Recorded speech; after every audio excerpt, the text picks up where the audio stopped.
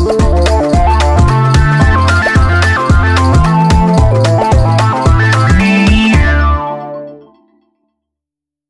tout le monde, salut les monégasques, bienvenue pour le nouveau débrief, le nouveau débrief de la nouvelle saison, voilà, 2020-2021.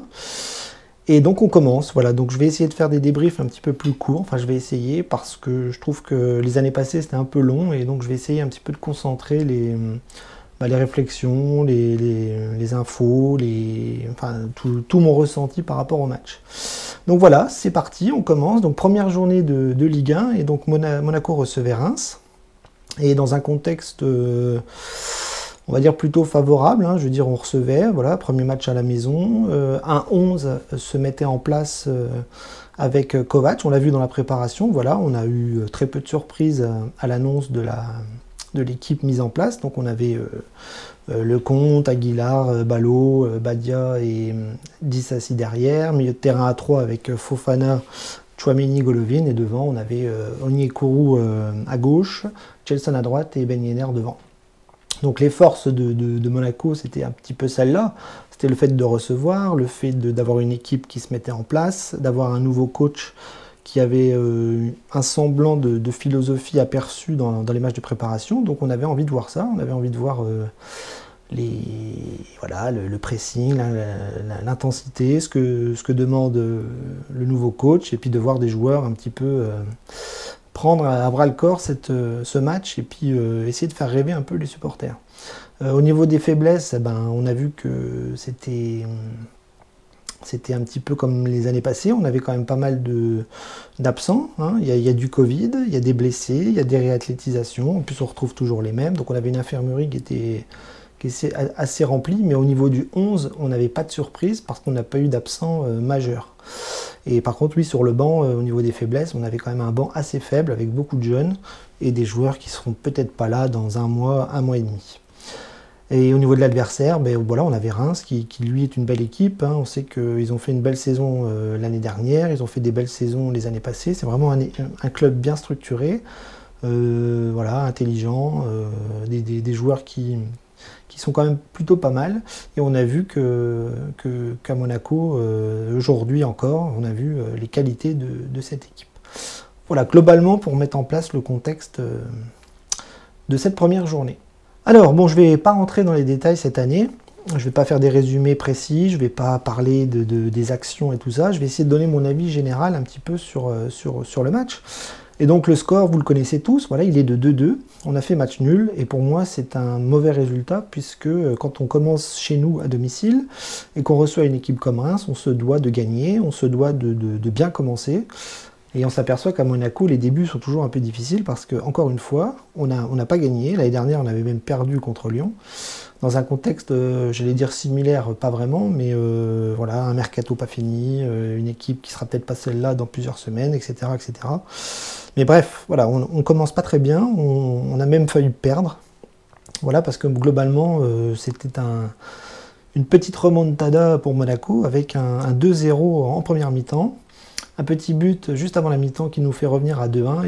Et honnêtement, je pensais qu'on allait gagner. Mais bon, on a réussi quand même à arracher le match nul. C'est un moindre mal, mais au final, c'est pas un bon résultat. Donc moi, mon avis général, c'est que on a essayé de mettre beaucoup d'intensité en première mi-temps avec beaucoup de maladresse. Ça a été vraiment... Enfin, on a retrouvé les lacunes de certains joueurs avec des erreurs devant le but, des passes ratées, des centres en touche, voilà, beaucoup de maladresse à tous les niveaux, hein, devant, milieu, derrière. Et on a vu que les deux erreurs défensives nous ont été fatales, puisque Badiachil et Disasi sont un petit peu embrouillés sur un dégagement, et ça nous a payé le premier but. Et le deuxième but, c'est un petit peu pareil, voilà, un petit cafouillage dans la surface avec une main pas sifflée de l'arbitre. Je ne vais pas revenir là-dessus parce que sinon on va se mettre en colère. Donc voilà, une main pas sifflée dans la surface, contre-attaque rapide, les défenseurs qui sont un petit peu à la rue comme Balotouré, et le joueur frappe, ça rentre, et 2-0. Voilà, donc on a vu que derrière les deux premiers buts, il y avait beaucoup de colère, notamment à l'image de Ben Yedder qui était furieux. Et donc la rage dans l'équipe était quand même intéressante à voir, puisque ça présageait d'une petite remontée. C'est ce qui s'est passé à la toute fin de la première mi-temps. Voilà, sur un corner, Tchouaméni qui fait une tête et Disasi qui la remet dans la lucarne. Voilà, 2-1. Donc à la mi-temps, j'étais confiant. J'étais confiant par rapport au fait que si on mettait la même intensité en première mi-temps qu'en deuxième, ça allait passer. Et en fait, ce qui s'est passé, c'est qu'en deuxième mi-temps, il y a eu très peu d'intensité. On a eu la chance de revenir. Badiachil a marqué aussi sur un coup de pied arrêté. Super contrôle, frappe qui la met au fond. Ça, c'est formidable. Et manque de bol, en fait, j'ai vu une intensité descendre, chuter. Alors, c'était peut-être dû à la chaleur. C'est un match de reprise. La prépa, finalement, elle n'est pas vraiment finie parce qu'elle est un petit peu courte. Et donc du coup j'ai vu même Reims, hein, deux équipes s'écrouler physiquement, et donc à la fin ça marchait. Les attaques étaient molles, lentes. On a eu des occasions, mais on n'a pas pu les mettre au fond parce que j'ai senti des joueurs un petit peu relâchés. Et du coup, on n'a pas pu mettre ce troisième but qui nous aurait coûté la victoire. Voilà. Donc là, mon avis général, c'est ça. C'est une première mi-temps plein d'intensité, avec plein de maladresse qui nous a fait faire des erreurs et qui nous a fait perdre la première mi-temps. On a réussi quand même à marquer des buts, arracher un match nul. Donc au final, c'est 2 points de perdus ou 1 point de gagné. Voilà, moi je pense que c'est 2 points de perdus quand même. Alors on va faire pareil, on va pas mettre de notes, on va pas faire 10 heures sur les joueurs, mais je vais essayer de donner mon avis général un petit peu sur les prestations individuelles, et j'ai trouvé qu'il y a eu du bon, du moins bon, et des joueurs qui étaient présents, d'autres un peu moins. Donc dans le secteur défensif, on avait donc Benjamin Lecomte qui a pris 2 buts. Voilà, encore, je ne dis pas qu'il peut faire quelque chose, mais il n'a pas été irréprochable aujourd'hui. Je me souviens même en deuxième mi-temps d'un dégagement sur un attaquant rémois où il a failli se la mettre contre son camp. Donc voilà, quand un gardien prend 2 buts, c'est pas forcément très très joyeux. Défensivement, voilà, une défense centrale qui était extrêmement en difficulté en première mi-temps. Mais Disasi a quand même repris un petit peu le niveau sur Badiachil avec un but et avec un peu moins d'erreurs. Il en a fait quand même, mais donc voilà, une défense centrale en grande difficulté à l'image de Badiachil. Et sur les côtés, un Ballo Touré aussi en difficulté en première mi-temps, avec beaucoup d'erreurs, beaucoup de maladresse, des centres ratés, des pertes de balles, venir s'empiler comme ça sur les attaquants. Enfin voilà, pas très serein, Ballo Touré. Et Aguilar, lui, très très bon, par contre, à l'image de sa préparation. Il est en forme, il court tout le temps, il est plutôt adroit dans ce qu'il fait, et pour moi, c'est un titulaire à part entière, il n'y aura pas besoin d'y toucher pour le mercato.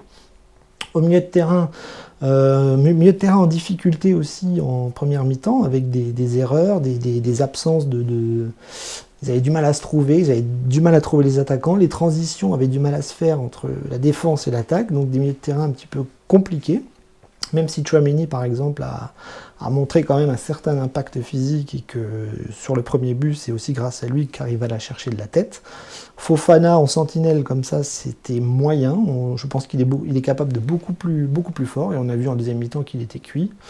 Et Golovin, très très bon dans l'activité, mais ça on le sait, il sera toujours présent dans les matchs. C'est-à-dire qu'il court beaucoup, très technique, mais toujours les mêmes lacunes, les frappes au but, ça va au-dessus, voilà, toujours le dernier geste qui pêche chez Golovin malgré beaucoup d'activité. Donc un milieu de terrain aussi très moyen à l'image de la défense.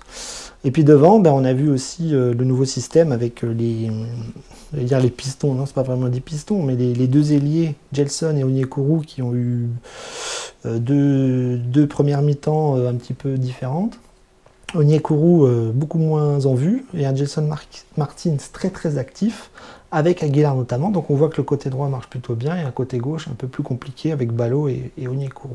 Donc voilà, un Gelson au-dessus d'Onyekuru, je pense que Onyekuru vient de revenir, il va falloir travailler, ou peut-être qu'il y aura une recrue à son poste, je ne sais pas, mais c'était pas terrible. Et puis Ben Yedder tout seul devant, on a vu aussi la grande difficulté de ce système, c'est que Ben Yedder a moins de ballons, il est obligé de décrocher beaucoup, et il n'a pas marqué, donc un petit peu comme à l'inverse de Lecomte, quand un gardien prend des buts, c'est pas terrible, mais quand un avançant comme lui ne marque pas, c'est pas terrible non plus. Voilà, donc tout ce beau monde en grande difficulté, et au final, on a vu qu'il y a eu très très peu de satisfaction. Pour moi, c'est Aguilar l'homme du match. Et puis en déception, il y en a eu plusieurs, donc je ne vais pas forcément en citer un, mais ça a été quand même un match très compliqué avec, voilà, première mi-temps intensive mais maladroite, et une deuxième mi-temps où les joueurs étaient cramés bouillis avec des occasions ratées notamment en fin de match. Au niveau des remplaçants, on a vu que Diop a joué une mi-temps, voilà, très intéressant. Replacé sur le côté gauche, voilà, très technique, voilà, et quand il a le ballon, il fait pas n'importe quoi. Il a raté une occasion franche sur son premier ballon. Et on voit que c'est un joueur sur qui Kovac peut compter peut-être, parce qu'il le fait jouer, il le fait rentrer, et j'ai l'impression qu'il compte sur les jeunes. Il y en avait quand même 4 dans le groupe ce soir. Au niveau des autres rentrées, ça a été assez rapide, hein. On a vu Goebbels et Aoulou rentrer, mais il n'y a pas eu d'éclair de génie de la part des rentrées. Aoulou même qui a une balle de but et qui la met sur le gardien. Voilà. Donc voilà, un avis global sur les prestations et les joueurs qui ont joué. Voilà, donc si je devais faire un bilan du match, bah c'est très simple, hein, je ne suis pas très content, je voulais la victoire, je pensais que on aurait bien démarré, c'est pas le cas, je pense que beaucoup d'équipes de Ligue 1 vont avoir le même problème, voilà, ça va se chercher, ça va être un petit peu compliqué. On a vu qu'il y avait quand même du rythme en début de match, que Monaco était quand même présent au niveau du physique, même si ça s'est écroulé derrière. Donc ça c'est intéressant, le pressing, l'agressivité, l'intensité, enfin tout ce que demande Kovac, un système qui se met en place en 4-3-3. Est-ce qu'il va rester? Mystère, mais en tout cas cet après-midi, voilà, je trouve qu'on a été très très moyen, et du coup le match nul symbolise un petit peu ce côté moyen de la prestation globale. Le prochain match, on va à Metz. Voilà, donc là on a déjà perdu 2 points. J'espère qu'on ira chercher les 3 points à Metz la semaine prochaine. Ce sera dimanche après-midi, dans une semaine, et j'espère que ça va aller. Je ne suis pas bien sûr que le mercato évolue encore dans les jours qui viennent. Visiblement ça va être long. Ça va être très très long même, parce que ça va jusqu'au 5 octobre, et je pense que Mitchell, Petrov, Kovac vont attendre septembre, peut-être même fin septembre pour s'activer. Le dégraissage, lui, il faut qu'il continue, parce qu'il y a encore beaucoup de monde sur qui on ne compte pas, sur qui Kovac ne compte pas, et il va falloir continuer de dégraisser pour travailler peut-être un peu mieux aux entraînements. Et puis après, peut-être arriveront les recrues, si recrues il doit y avoir. Voilà, donc je vous laisse, je vous dis à la semaine prochaine, en espérant que ça ne déprime pas trop sur les réseaux sociaux. Voilà, on n'a pas commencé par une victoire, ça fait mal aux fesses, mais la semaine prochaine peut-être. Allez, Dagemonegu, à la semaine prochaine.